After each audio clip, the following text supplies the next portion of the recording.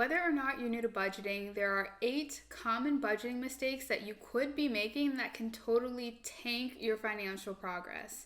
That's why in today's video, I'm going to be sharing with you 8 of the worst budgeting mistakes and provide you with solutions so that you can overcome them.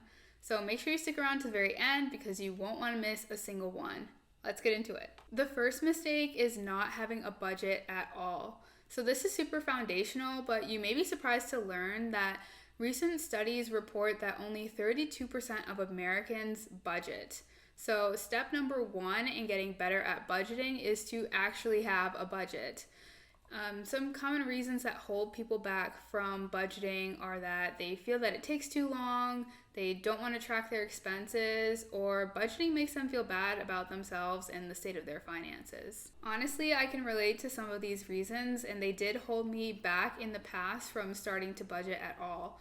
But what has really made the difference for me is setting up systems and habits to make the budgeting process easy to complete. So I personally like to budget in Excel, and I have a monthly money routine that has just become integrated into my life and automatic as part of my health checkup for my finances.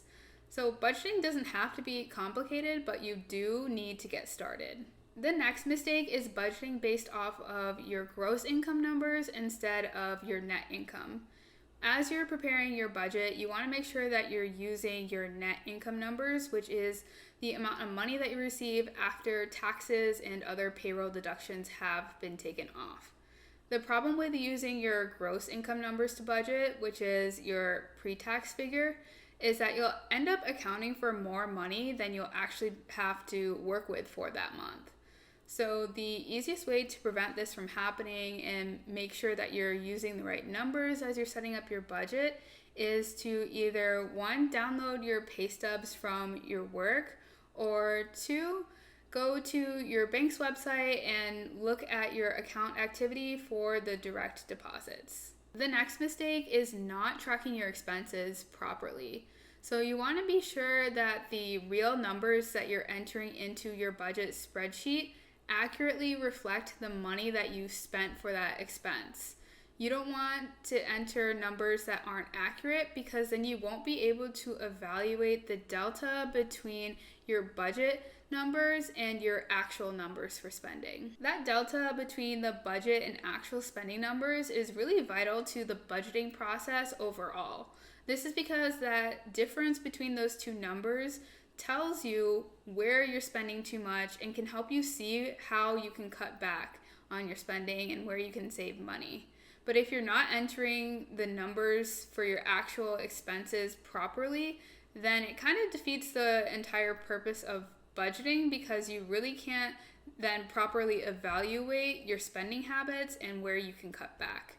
So the easiest way to combat this that I found is to download your credit card statements and your bank statements and go through your expense items line by line. That way you can make sure that you're not missing a single instance of spending. The next mistake is neglecting to account for irregular expenses. And this goes hand in hand with the previous mistake that I just covered of not properly accounting for your expenses. So in addition to pulling your monthly credit card statements and your bank statements as you're building your budget, you'll also want to dig deeper into your transaction history so that you can make a list of any one-time irregular expenses that are occurring and budget for those as well. Some examples of these irregular expenses could be professional membership dues, car registration fees, licensing or certification fees related to your work, and so on. Since these expenses aren't monthly, what you can do to prepare for them is set up sinking funds.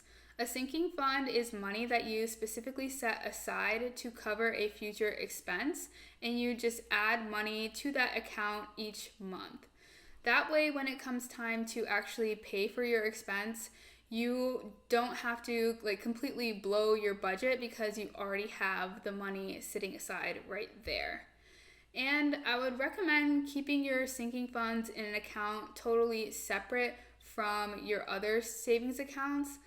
That way you aren't tempted to go in and touch the money.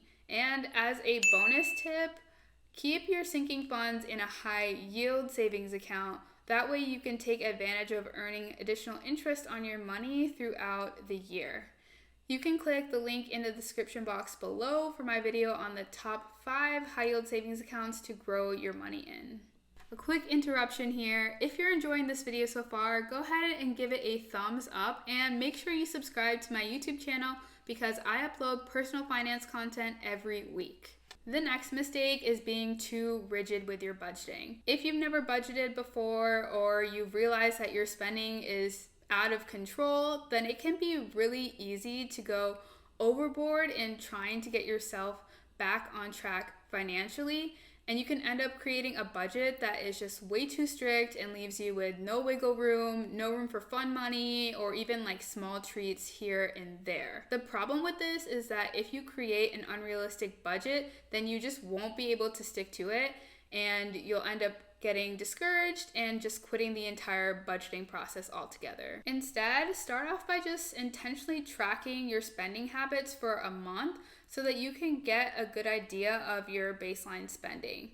And then from there, you can start making small adjustments to bring down your spending in a manageable and sustainable manner. So for example, if you notice that you buy your lunch every day when you're at work, instead of just cutting that down to 0 completely all at once, what you could do is start by packing your lunch 2 days a week and then increase to 3 days, then 4 days. The goal here is to just give yourself time to adjust to the changes that you're making, and that way you don't feel like you're completely depriving yourself. The next mistake is not being consistent in updating your budget. Budgeting is not something that you can do completely on autopilot.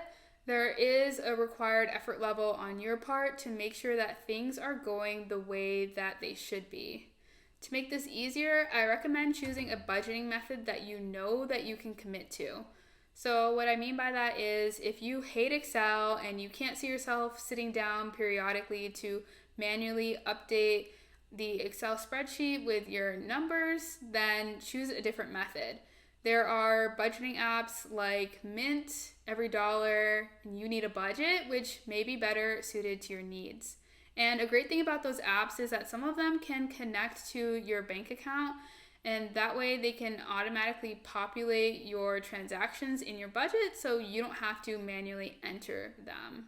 Whichever method you choose, just make sure you don't overcomplicate the process because that's a sure way to eventually fall off.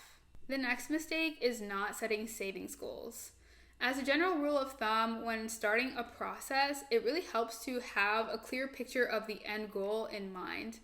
This is because the process gets hard sometimes, and this is especially true with finances. So as you know, saving money is not a short-term endeavor, and really depending on your income and how much money you're trying to save, reaching your goals could take months sometimes. If you start off by defining your why, when times get difficult, you'll have a good reason to keep plugging away toward your goals. During the process, I would recommend getting an accountability partner to help push you toward your savings goals and celebrate with you when you reach them. Just make sure that you're picking the right type of person who is like-minded and genuinely wants to see you win financially. So, don't be picking that friend who always wants to go on shopping sprees with you or who isn't very conscious about their own spending and money habits.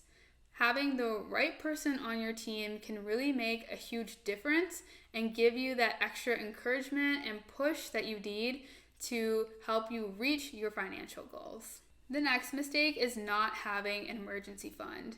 We know that life is unpredictable and you need to be prepared for potential financial surprises. According to CNBC, 56% of Americans cannot afford a $1,000 emergency expense.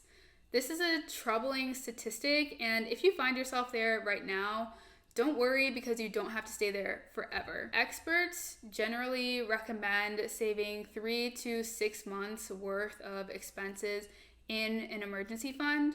And to figure out your monthly expenses, you'll want to consider the cost of rent, food, and other basic monthly needs. Emergency funds are an important part of budgeting because you want to give yourself some cushion and peace of mind should any unexpected expenses arise. You don't want to be left scrambling or entering into debt if you suddenly lose your job or come into any other type of unexpected financial situation.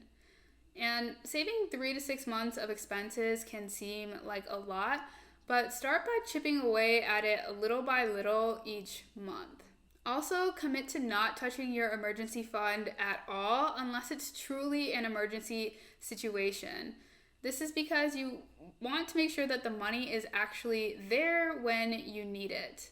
So keep that account off limits as much as possible. So those are the 8 worst budgeting mistakes. If you've ever made one of these mistakes, there's no shame. Let me know in the comments down below how you ended up fixing it. And now that you know what not to do in budgeting, go ahead and click the video on the screen so you can hear about a monthly budgeting routine that will help keep you on track to meeting your financial goals.